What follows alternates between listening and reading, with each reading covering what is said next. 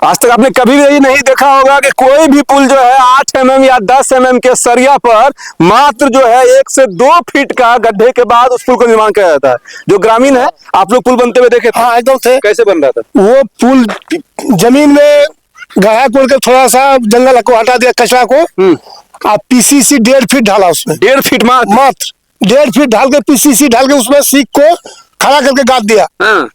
और उसी में जो है प्लाई खड़ा करके उसमें डाला। अच्छा, और ऊपर से ये भी अंदेशा है कि ये सरकारी तरफ से नहीं बल्कि प्राइवेट बन रहा है। प्राइवेट बन रहा है, तो जानकारी हम लोग को पूरा जो ये प्राइवेट पुल है, हाँ। ये पुल दिखा के जमीन बेच लेंगे। हाँ।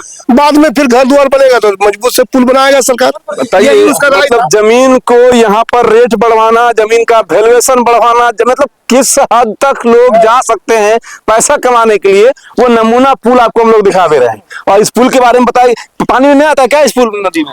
खूब आता है पानी, खूब आता है ना। हाँ। ये बनभाग नदी से निकला हुआ ये मतलब कि ये पानी है जो बनभाग नदी से निकलता है, बनभाग पुल से निकलता है, और उसके बाद चुनापुर के रास्ते हरदा की तरफ जाती है ये पानी। और इसमें विकराल रूप रहता है जब पानी का सीजन रहता है कि नहीं? हाँ हाँ। और तब आएगा ये पुल टिकेगा। पानी का सीजन में नदी में कम से कम 15 फीट पानी रहता है। 15 फीट, और उसके ऊपर में कम से कम 8 फीट 9 फीट। आप ये देख लीजिए, आपको हम लोग नजदीक से भी छू कर भी दिखा देते हैं। इस पुल में आपको मात्र ये जो है 8 से 10 फीट का मोटाई है। देखिए, ऐसा पुल आप, ऐसा नमूना पुल आप कभी नहीं देखे होंगे जो मात्र 10 फीट चौड़ा है। और उसके बाद नीचे के बारे में बताया जाता है कि गहराई मात्र 1 से 1.5 फीट ही है, और कोई जाली वाली नहीं, सीधा इसको खड़ा कर दिया गया। और उस स्ट्रक्चर यहाँ खड़ा रहने में भी डर लग रहा है। और मोटाई आपको दिख रहा होगा मात्र 6 इंची, जितना में कि रोड लोग अपना छत का ढलाई करते हैं, इसलिए सब ढलाई करते हैं क्योंकि ज्यादा लोग उस पर चढ़ते नहीं है, ज्यादा कैपेसिटी उनका होता नहीं है, ज्यादा लोड बैरियर की कोई भी छत का नहीं होता। जबकि पुल जो है उस पर बहुत ज्यादा हैवी लोड जो है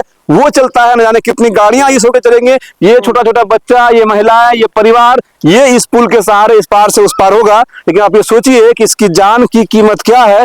एक जमीन को बिचवाने के लिए प्राइवेट, वो भी ये जांच का विषय होगा, लेकिन जैसा ग्रामीण कह रहे हैं कि ये पुल बिल्कुल प्राइवेट लोगों के द्वारा बनाया जा रहा है ना, सरकार के द्वारा ये नहीं बनाया जा रहा। एक झटका में ये पानी जो अभी भी दिख रहा है, ये जबकि गर्मी का भीषण समय है और अभी भी जब इतना पानी है, कभी ये नदी आज तक कभी सूखा नहीं है। नहीं, आज तक सूखा भी है, कभी सूखा नहीं है। ऐसे रहता है। जो पूर्णिया को जानते हैं वो बनभाग को जानते होंगे, पक्का यकीन से बता रहे हैं। जो भी पूर्णिया का नाम सुनेंगे वो बनभाग पुल का नाम सुनेंगे, जो आज तक कभी भी नहीं सूखा है। और बनभाग पुल पर, बनभाग नदी पर वहां पुल बन भी रहा है, उसकी लंबाई चौड़ाई और उसका मोटाई देख लीजिए, अनुमान लग जाएगा। और ये कौन सा अनोखा पुल है भाई जिसको प्राइवेट लोगों ने बना दिया, बिना सड़क, उधर भी दिखाई, बिना सड़क का बना दिया। ना ही कोई आबादी है उधर, ना कोई लोग रहते हैं, ना ही कोई सड़क भी है उधर। लेकिन इस जमीन को वैल्यूएशन बढ़ाने के लिए इस जमीन पर सब लोगों की नजर पड़ी, और ये जमीन इन मासूमों को, इन गरीबों से हड़पने के लिए इस कारण से इस तरह का खेल जो है नेता, माफिया, अधिकारी सब मिलकर कर दिया।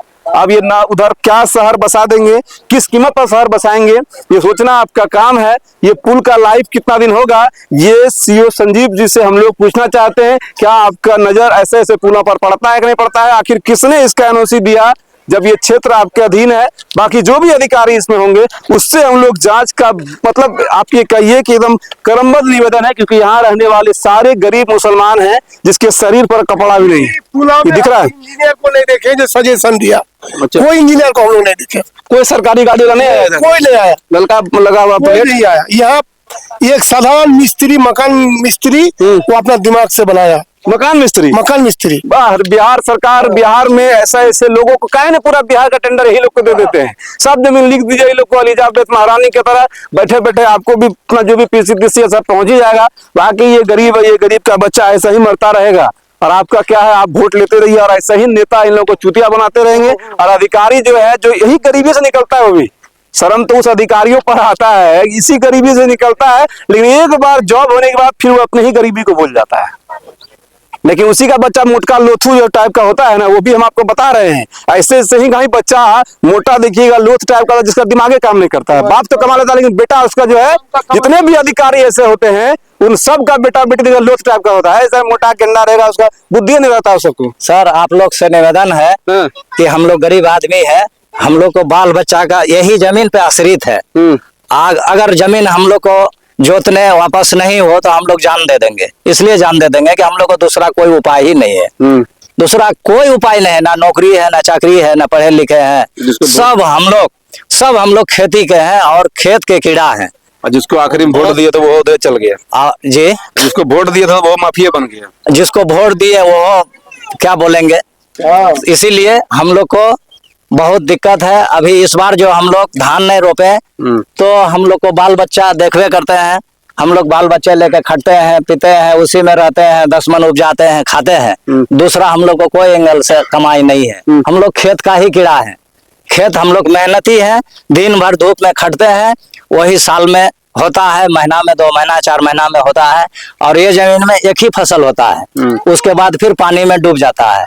वही एक फसल गर्मा धान जिसको बोला जाता है, अच्छा उपज जाते हैं, वही हम लोग साल भर उससे बाल बच्चा को मेंटेन अब करते हैं। देखिए ये बच्चा सब जो आपको दिख रहा है ना, ये पेट सब जो दिख रहा है, ये सब कुपोषण का शिकार है। आप जितना बच्चा को देखेंगे, मैक्सिमम बच्चा का जो देखेंगे, जैसे ये सब आपको जो दिख रहा है ना, ये पेट फूला हुआ है, ये खाना से पेट नहीं फूलता है, ये सब कुपोषण का शिकार होता है। सब बच्चा कुपोषित होते हैं। जितना भी गरीब का बच्चा होता है, सबको कुपोषण नाम का बीमारी होता है, क्योंकि ये सब खाना तो नेता खा लिया। और ये नेता नाम का आदमी का निर्माण ही हुआ था कि अगर आप पर जोर जुर्म करेगा अधिकारी, तो उससे लड़ने के लिए गरीब आदमी के ही बीच का एक गरीब आदमी नेता बनता है, ताकि जिसको अधिक से अधिक लोग चुनते हैं वो नेता बनते हैं। और पढ़ा लिखा कलम चला के तो कोई भी आदमी अधिकारी बन सकता है, लेकिन अधिकारियों पर भी नकेल कसने के लिए, अधिकारियों को भी उनके अधिकार को समझाने के लिए एक नेता नाम के आदमी का निर्माण होता है, या जननी होता है, या जन्म देते यही गरीब आदमी नेता बनाता है। जो पढ़ा लिखा भी हो सकता है, अनपढ़ भी हो सकता है, जाहिल भी हो सकता है, लेकिन इसके बीच का होना चाहिए। यही कंडीशन इस भारत के प्रजातंत्र में, डेमोक्रेसी में रखा गया था। लेकिन यहाँ नमूना आपको साफ साफ दिख रहा है कि नेता मस्त है ब्रोकरी करने में, अधिकारी मस्त है ब्रोकरी को आगे बढ़ाने में, और जनता त्रस्त है अपना इस बच्चा को भूखा को पेट भरने में। होगा क्या इस भारत देश का, सोचिएगा जरूर। जय हिंद।